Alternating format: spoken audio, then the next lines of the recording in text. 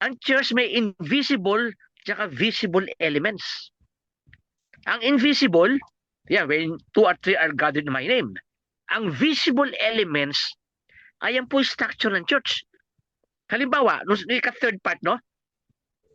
Natatawag ka ng church. Hierarchy po ng church yan. May visible structure ng church.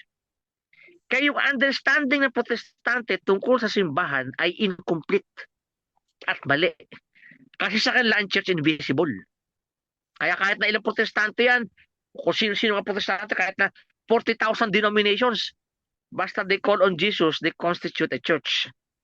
Invisible yun. Isang part lang yun, dapat may visible. Di ba sinabi ni Jesus sa Matthew 5, let your light shine, o yung lamp nyo, dapat makita. Visible yun, visible.